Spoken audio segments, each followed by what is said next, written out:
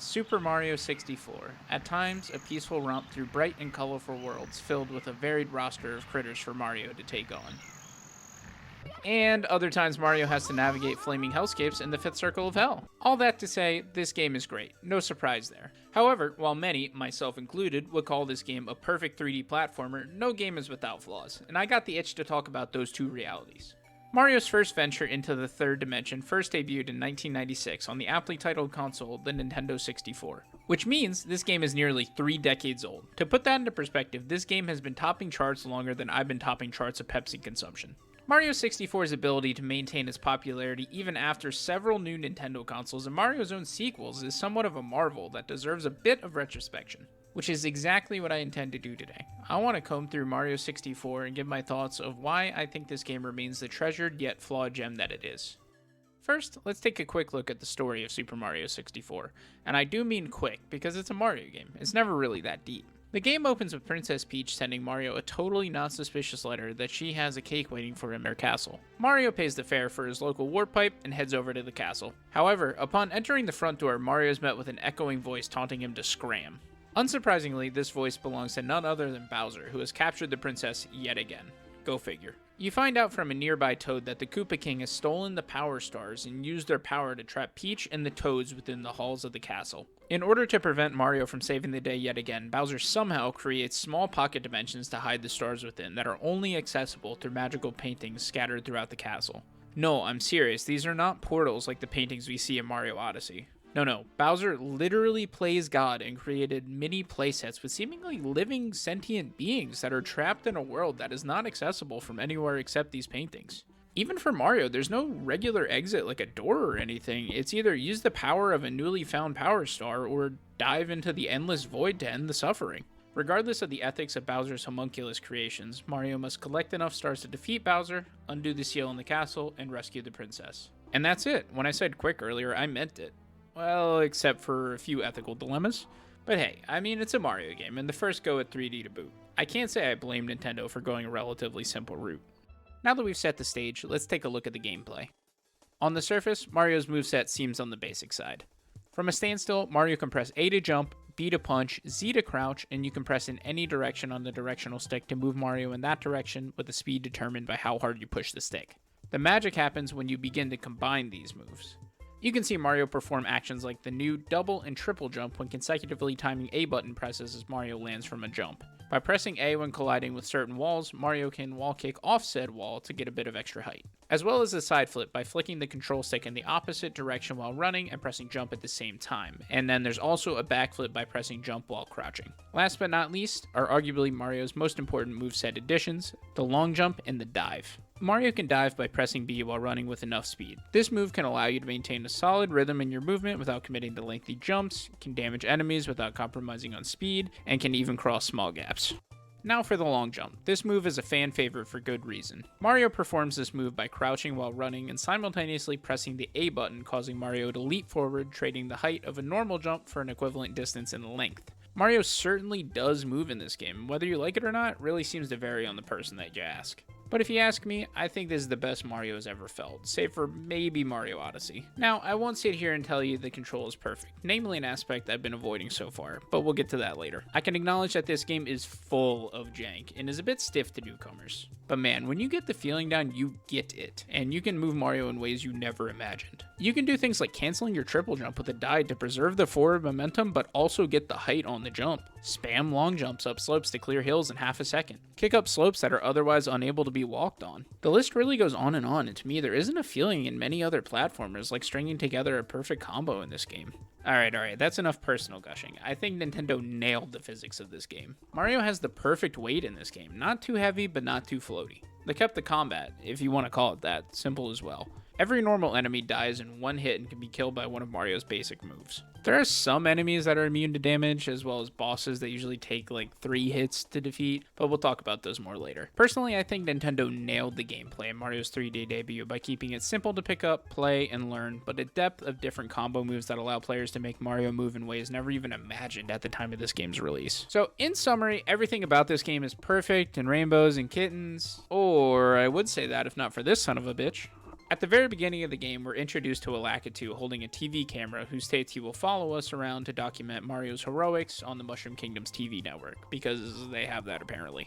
This serves as an in-universe explanation as to how you're able to see every angle of the plumber's big, juicy crack, which is neat in concept. But what this leads to is one of the least functioning cameras in 3D platforming. The camera of Mario 64 has two modes, Lakitu mode and Mario mode. Mario mode provides a relatively standard, over-the-shoulder 3D camera experience that I often find to be a bit too zoomed in and is really only useful in tight hallways on occasion. Lakitu mode is what you'll be spending most of your time in, as it shows much more of the stage at once and gives you a better idea of where Mario will end up. Both modes are centered behind Mario, allow you to zoom in and out, enter first-person mode to see more of the stage ahead of you, as well as adjust the camera to the right or left so that you can follow the direction that Mario is headed. All of which is done by hitting the corresponding C buttons. And in that last point is where the problem lies. This is not a free camera like you're used to in modern 3D games. Pressing the C buttons left and right causes the camera to wildly snap a fixed distance that can sometimes be disorienting.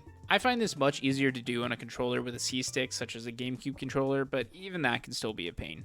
Sometimes, especially in tight corridors, the camera will just freak out, and if it hits a place it cannot see or turn to, it will cause the game to freak out for a bit until it figures itself out. Look, I get it, this was their first time with a 3D camera, so I understand the growing pains and all that, but it is easily the #1 complaint I hear about this game, and it is completely valid. It truly is that bad, and it can really only be alleviated by putting hundreds of hours into the game like myself and just kind of getting used to it. There's not really another way around it.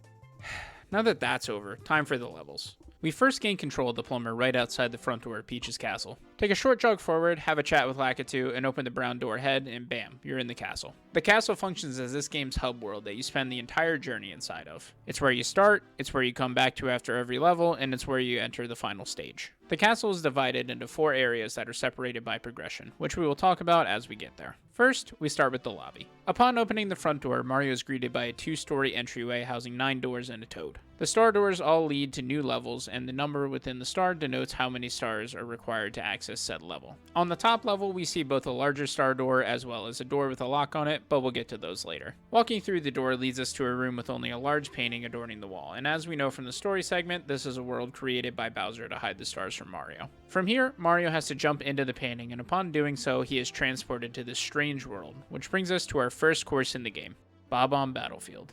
We're dropped into a chaotic green and rocky field with a massive mountain standing in the center of it all. Upon talking to the nearby red Bob-ombs, we learn that this world is caught in a constant state of warfare between the usually peaceful reds and the evil black Bob-ombs. Mario then immediately chooses to overthrow the monarchy by defeating King Bob-omb atop the tall mountain. Great job, Mario!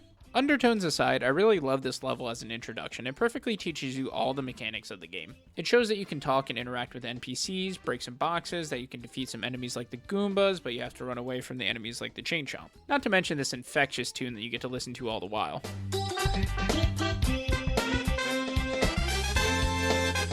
Beside the gameplay, this stage also does something that later stages begin to slack on by providing its own little self-contained story that some of the later stages just lack. Talking about it makes me wish they continue with this instead of stopping at about course 5. Bob-omb Battlefield also sets up the general progression structure for each world, which is 6 stars each with their own unique mission or objective, as well as the bonus star for collecting 100 coins within one playthrough of the stage. These objectives can range from defeating enemies to hitting switches, or sometimes just being out in the open. Typically, most stars can be gotten at any time, but there are some exceptions to this. Such as in Bob-omb Battlefield, you must complete Mission 1 of defeating the Bob-omb King before you're able to do Mission 2 and race Koopa the Quick. However, in the same level, you're able to do Mission 6, freeing the Chain Chomp at any time, simply by ground pounding his wood 3 times.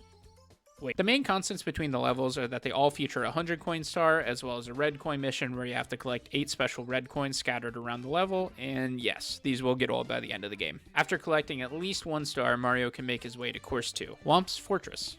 Jumping through our next painting, we're taken to a tall stone structure home to various traps, pitfalls, and omps of the th and woof variety. Once you've climbed the main tower, you meet the Whomp King, who spouts about the abuse of the Whomps as a workforce and how they're sick of it. Which makes me really question what we're doing here. Anyway, same story. Topple the local monarchy, steal their power supply, give Mario a concussion, and move on. Overall, Whomp's Fortress is a very solid stage that helps you to get used to the verticality that some future levels will feature. Next up, we have our first water level, Jolly Roger Bay.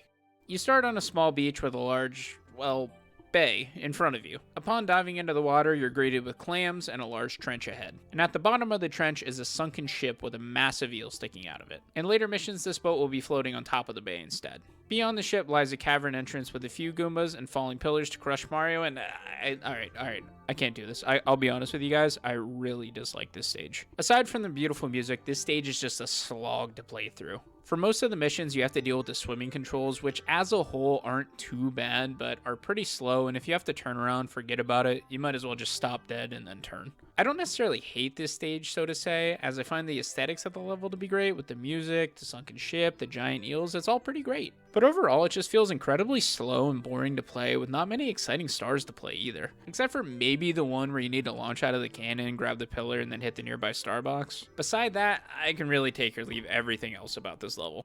After our prolonged swim in Roger's Jolly Bay, we take a trip to the frigid peaks of Cool Cool Mountain. This level features a completely vertical landscape in the shape of a mountain. Cool Cool Mountain serves as the game's first snow level, featuring slightly more slippery physics when running, meaning Mario takes a bit longer to get going and way longer to come to a stop. The marquee feature of this stage is the ice slide that you can access by diving into the chimney of the cabin right where you begin the stage. The slide serves as a quick and safe-ish way to get to the bottom part of the stage rather than just jumping your way down. I've always liked the various slides in this game, spoiler, there's way more than this, as I feel it's very easy to manage Mario's speed with the D-stick. And I hope you like it as well, because you'll need to ride this slide at least 3 times to get every star here. First, just a normal ride, then a race versus a giant penguin, and again to get enough coins for the 100 coin star. Notably, other than the slide, at the bottom part of the stage there's a large mama penguin looking for her baby that's all the way back where you started the level.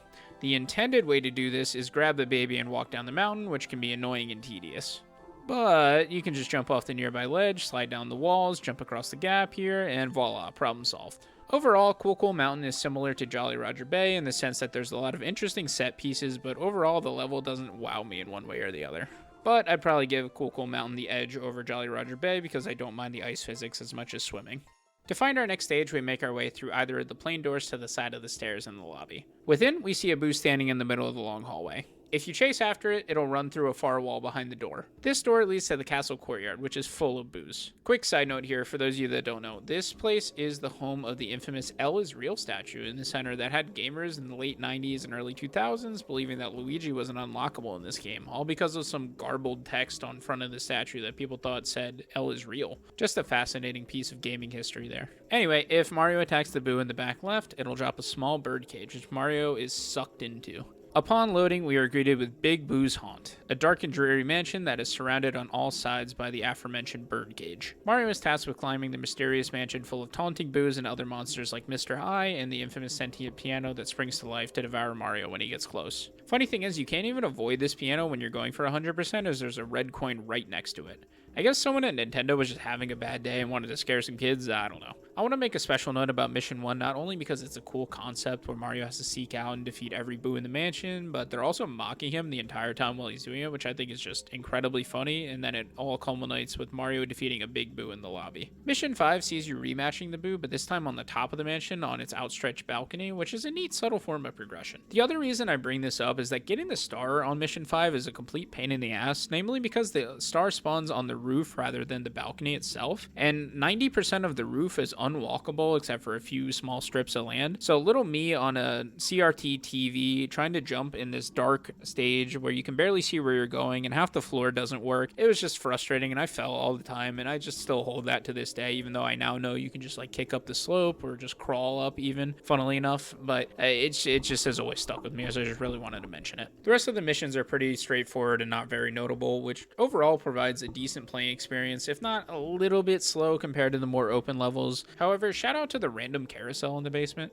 Big Boo's Haunt provides the best atmosphere of any level so far. I think it really nails the spooky aesthetic with the birdcage effect, the dark background, the creepy enemies, and the downright unsettling music, even to an adult like me. Like, just listen to this and tell me they didn't expect a 6-year-old to shit themselves.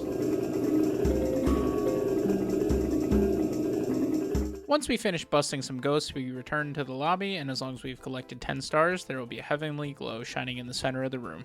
If you enter first-person mode and ignore optometrist warnings by staring directly into the sun, Mario is transported to a void of clouds with a pillar and 4 spires, all seemingly bottomless, but there's one key detail I'm forgetting.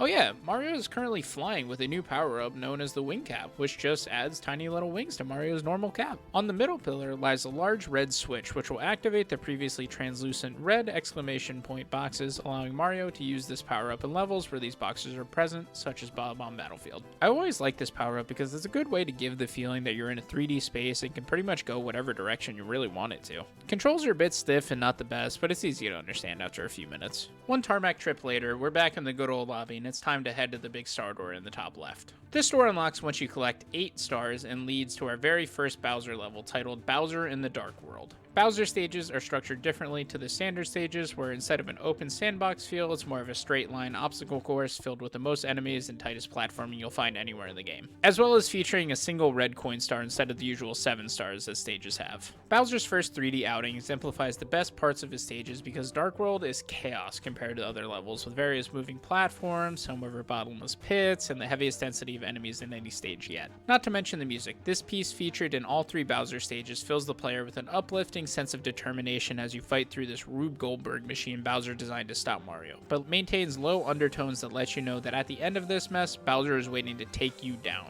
At the end of the stage is a pipe that warps you to the arena where Bowser awaits. The objective is simple. Run to the other side of Bowser, grab his tail, do 360s, hate crime the turtle, and chuck him into the bomb. Once you've done that, Bowser collapses into the middle of the arena, whines a bit, then teleports away because he can do that, I guess, and leaves us our first key. Back in the iconic lobby, we now have a key. Now, where have we seen a door with a big keyhole before? That's right, in the Big Boo's Haunt hallway at the bottom of these stairs we haven't looked at yet. Heading through, we see another big star door that requires 30 stars to pass, but we'll come back to that later. The door to the right seemingly leads to the castle's sewer system, and this dungeon is just full of water. You may hear a hopping sound coming from this Scourge of the Earth named Mips. There's a little yellow rabbit running around, and if Mario catches the rabbit, he will be gifted with a star. This can be done twice after getting 15 and 50 stars. This little fella has some interesting properties. Through the blank star door to the right lies a melted puddle of... I don't really know, but it looks pretty cool. After diving in, Mario finds himself in our next level, Hazy Maze Cave. And that really is a perfect description because it's a cave-themed level with tight maze-like hallways, and some of it has some haze. Perfect. There's really only 2 notable parts of this stage for me, the first being the underground lake featuring a now recurring character, Dory. You're meant to ride on Dory's head to get to the various doors in the room and complete the challenges behind. One of these doors leads to a pool that looks like the entrance to the level itself, and upon jumping in there, we are greeted with Mario's second power-up, the metal cap. The metal cap is a bit less exciting than the wing cap. It coats Mario in a metal suit, which slows him down a bit and makes him invincible to damage from things like enemies and fire. In terms of moveset, it's pretty much just like normal Mario, but except for when he's in the water, he now sinks to the bottom, making it so that he doesn't have to swim or worry about air. This also allows Mario to withstand strong jet streams such as the one we see in Jolly Roger Bay and the one we see in this very room. Once we hit the large green switch, we are now able to use this power-up at any green exclamation point box. And with that, we wrap up one of my least favorite stages in Hazy Maze Cave. Back to the sewers and around the corner is a warbly wall that Mario can jump through to access our next level, the desert, Shifting Sandland. I'm just going to be honest here, this is easily a bottom 3 stage for me. The gimmick is that 50% of the level is filled with instant death quicksand, 30% of it in quicksand that slows and restricts your movement, 15% with enemies, some of which kill you instantly, and then like the remaining 5% is safe land to traverse on. What I do like about this stage is the aesthetic. I always like any desert theme centered around an ancient Egyptian vibe, plus the music has a very desert-y feel to it. The centerpiece of the stage is easily the huge pyramid in the center. Inside the pyramid is a sub-level which you can access either through the bottom front door or by standing on top of all the 4 pillars that surround the structure. Unfortunately, inside has the same problems as outside, but also includes skinny platforms with restrictive camera angles. There's also this weird boss fight that they copied from Mario Kart DS for some reason, with these 2 stone hands that you have to hit the eyes of a few times to collect your star. I just want to give a quick honorable mention to the random oasis in the back left of the corner, not really for any particular reason, I just love a good oasis. I don't really have any stars I like here, to be honest. If I had to pick one, it's probably the one at the top of the pyramid, just because it's really easy and quick to get. Migrating out of the desert, we go somewhere even hotter. Around the sewer bend, we have the painting leading to Lethal Lava Land, the aforementioned fiery hellscape that is just a field of lava with a few platforms strewn about. I still prefer this to something like Shifting Sandland because while the lava does impede you, it only does so by hurting you a fixed amount of 3 damage per hit, but it also launches Mario forward and high in the air, allowing you to cross gaps as long as you have the health for it. This stage is the first one that I don't really get, in the sense that like, okay, I guess there's a landscape tying the world together with the lava theme, but it still feels very disjointed where the stars and puzzles are all very separate to each other, each isolated into their own respective corners in the maps. For instance, the log rolling star in this stage feels like it should just be its own little secret area or something. I don't know, it just doesn't feel like it belongs here. The worst case of this is the red coin mission of this world, which is just a 15-piece jigsaw puzzle that slides around. This would have felt out of place literally everywhere, but it really sticks out like a sore thumb in the lava world of all places. I do like the bullies as enemies as they require a bit more effort to defeat than the average enemy, but I find it very lame that 2 of the stars here are just killing bullies but one platform next to each other. Again, the highlight is the volcano in the center. Mario can do his best Gollum impression and fall into the magma and enter a sub-level much like the previous pyramid. I definitely prefer this to the inside of the pyramid sub-level because it feels a bit more open and I feel like the platforming is more forgiving but provides enough obstacles to still be interesting still. That wraps up all the main levels available to us at the moment, so it's time to make our way over to our next star door. Or that's what I would say if there wasn't another inconspicuous door next to the HMC door. Through this door are 2 pillars sticking out of a pool of water. If you ground pound these pillars, the water will drain and reveal a door. Through the door you'll be at the bottom of the castle moat, which is now completely drained. Don't even want to think about the water bill to refill that one. On the other side of the now empty moat is a hole in the ground that leads to Mario's third and final cap power-up, the Vanish Cap. The Vanish Cap turns Mario semi-invisible and allows him to walk through certain paintings, gates, and enemies. Of the 3, this is definitely the most underwhelming of the power-ups. It by far is used the least, and it's always the same, with just walking behind one wall and then the objective is right there. Unlike the other power-ups, Mario's moveset is unchanged, so it just ends up feeling not very impactful. The corresponding level is way less interesting than the other 2 power-up levels. In the Wing Cap, Mario has to fly for the reds. In the Metal Cap level, there are coins underwater and the current is strong enough that you can't swim it. But here, you don't really have anything that ties to the power-up itself. The stage is just a watered-down Bowser stage where it's a straight line with some red coins, and that's pretty much it. The only use for the Vanish Cap in this stage is arbitrarily thrown in at the end where you hit the blue switch to activate the boxes, and then right next to that is a random gate that houses the red coin star spawn platform, and that's about it. I don't know, it just never felt as special or unique as the other 2. But anyway, moving on. We're finally heading back to the 30-star door we saw all that time ago. We open it to find a strange blue rippling wall blocking our way to a hole in the ground right past it. We jump into the ripple and get airdropped into the water of the next stage, Dire Docks. The game's second water level differentiates itself from being 90% water instead of 80%. Similar to Jolly Roger Bay, Dire Docks is split into 2 areas linked together by an underwater tunnel. In the case of Dire Docks, the beginning area is all water with a manta ray and some treasure chests. There's not much to do here, so for now we swim through the tunnel to the back half of the level. On the other side, we are greeted by Bowser's submarine that he apparently has now. Our first mission is to scale the sub and grab the star on top. Once we've done that, the ripple wall moves back, exposing the entrance to our next Bowser stage, but before we get to that, I just want to mention a few interesting things about Dire Docks. On any mission past the first, the sub disappears and is replaced by moving cranes connecting to the surrounding scaffolding. The stage also features the funniest troll aspect of the game with this random vortex on the side that dumps you into the lake in front of the castle instead of just killing you. So if you haven't drained the moat yet, you have to walk all the way back through the lobby and basement and everything just to get back to the stage. I also would be remiss if I didn't mention the music here. Still to this day, one of the most beautiful and calming songs in all of gaming. Like, just listen to this for a second.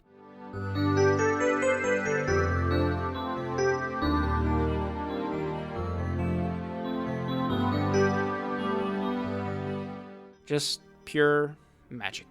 After indulging in some auditory bliss, we make our way to the next Bowser stage, Bowser in the Fire Sea. Fire Sea brings the same obstacle course-like challenge that Dark World had, but a good deal more difficult. In particular, I found the rising platforms with the fire spitters to be difficult, but it does have the same crutch as Lethal Lava Land where you can't really fall off the map considering the lava all around. So if you have the health, you can usually salvage a bad jump. At the end of the stage, you find this weird funnel thing instead of the usual pipe you find at the end of these stages. There's so many weird set pieces that they use once in this game that never show up again. Anyway, Bowser's back, and this time he has a bit of a different fight. It's another circular arena, but this time Bowser opens up by jumping and slamming into the ground, which causes the arena to tilt down toward the lava, which causes Mario to slide. Mario just has to jump a few times until the platform corrects itself, at which point you just need to grab Bowser's tail, chuck him into the bomb again. Try to grab Bowser right as the platform straightens, or he'll just randomly teleport behind Mario, which is something he doesn't do in any other fight, by the way. Once you defeat him, he baby rages and teleports away again, and leaves the second and final key.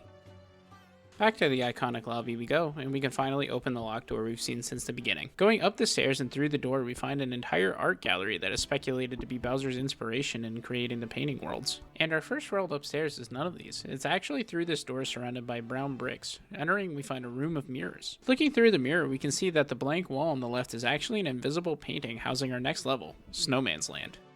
Snowman's Land is Mario 64's second and final snow level, and I feel an absolute improvement over Cool Cool Mountain. Snowman's Land is more horizontally based with the exception of one star, which makes the snow physics a lot easier to manage and makes returning to the start of the level way less complicated. The most notable features of Snowman's Land are the giant, go figure, and for some reason sentient snowman in the center that Mario can climb for a star. The frigid water on this level causes Mario to lose health even when on the surface. Finally, we have another sub-level. There is an igloo that Mario can crawl into located at the base of the snowman. Inside C is what I think is the best usage of the vantage cap, where there are several coins and a star located within the ice that Mario can use the cap to walk through and collect the goodies. Before wrapping up here, I want to mention a funny exploit with the chili bully here. With a normal bully, you have to hit them multiple times to knock them off, and if you dive at them, you hit them once, and then play a super long animation for Mario to get back up. But with the chili bully, Mario can dive onto the ice and will continue sliding into the bully and just push him off without a fight. This causes the collision sound effect to freak out a bit, which I always enjoy as well. Overall, Snowman's Land is a very simple level, but is full of interesting set pieces and gimmicks that always make me excited to go back.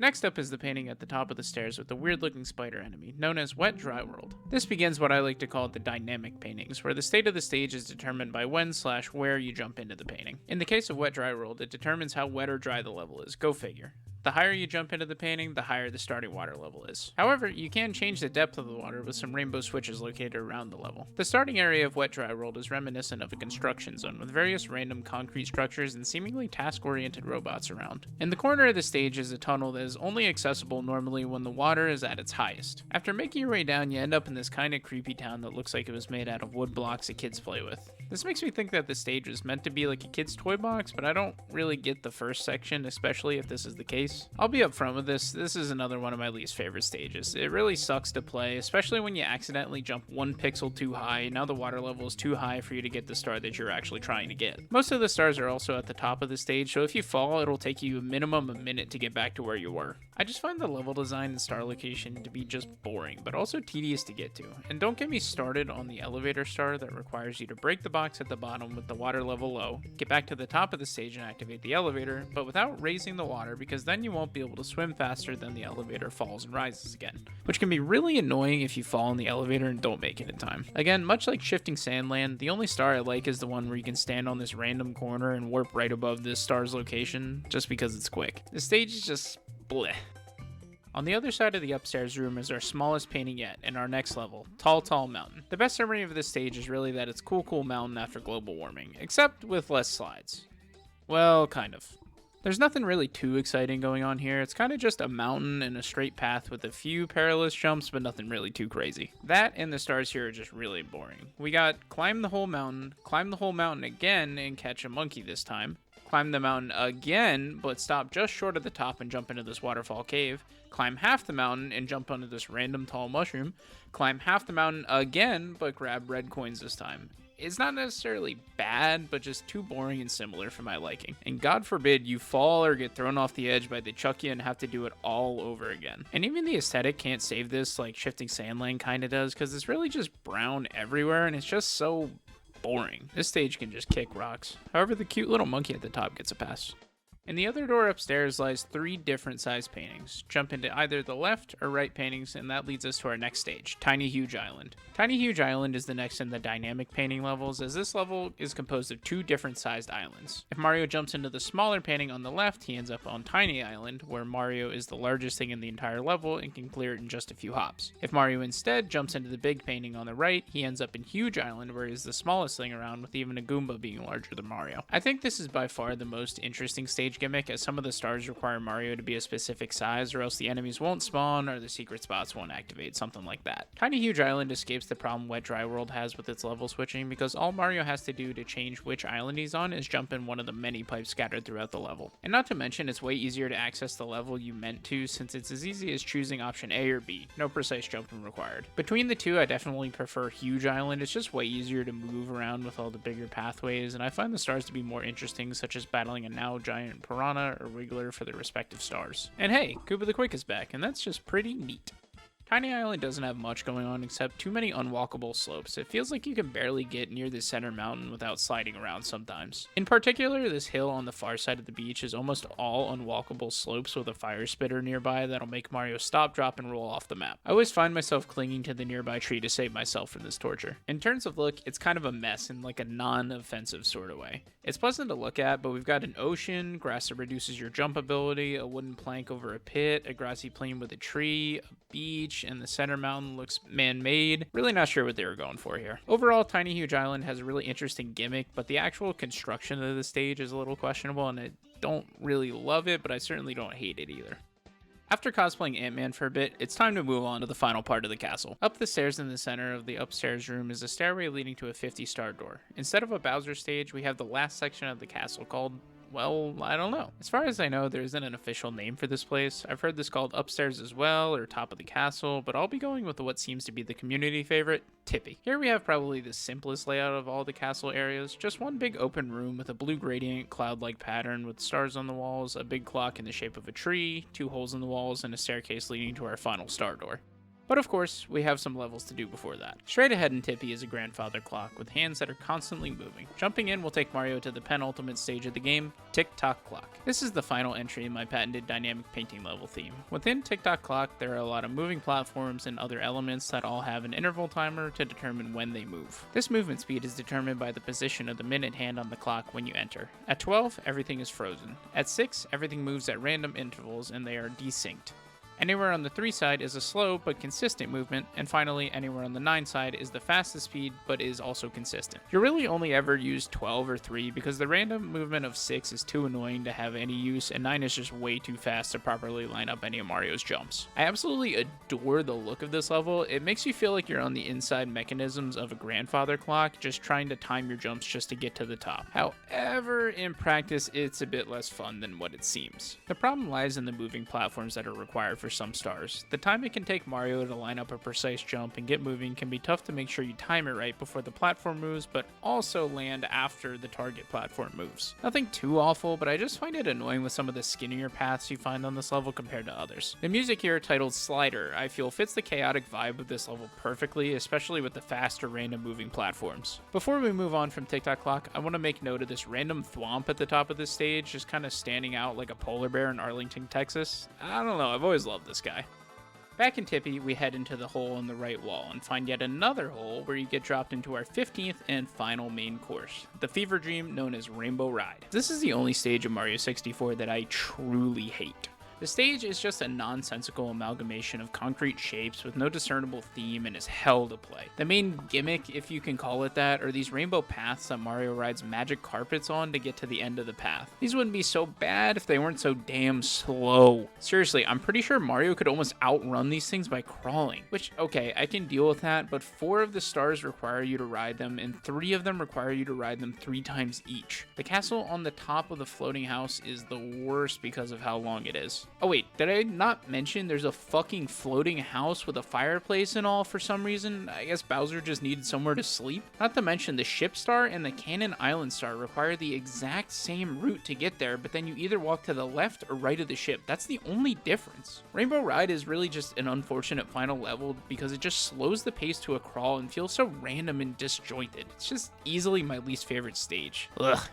Alright, at least afterward we get a palate cleanser with our 3rd and final Bowser stage. We're finally here, Bowser in the sky. But first, we have to climb a staircase that will infinitely loop playing this unsettling piano tune unless you have at least 70 stars. Bowser in the Sky continues the obstacle course structure of the previous 2 levels with linear platforming challenges in lieu of exploration. The encouraging yet threatening vibe the Bowser stage music provides is used really well here, as the tension rises as you climb level after level, with the platforming getting more difficult with every rung you climb. Once at the top, you're greeted with these ornate stone pillars with a strong wind serving as the last final obstacle obstacle until you reach the pipe at the top of the stairs. Time to hop in and save the day. We land in a circular arena very similar to the one from Dark World. Staring us down is none other than Bowser. After a quick monologue from the Koopa, it's time to throw down. Same as always, grab tail, throw in the bomb. However, this time he will require 3 hits to defeat. If you miss the bomb this time, Bowser will jump off and break off part of the stage and shoot out large shockwaves that will stun and damage Mario. Upon hitting Bowser twice, he will throw a temper tantrum and destroy the edges of the stage until it forms into a star. One more hit and it's all over.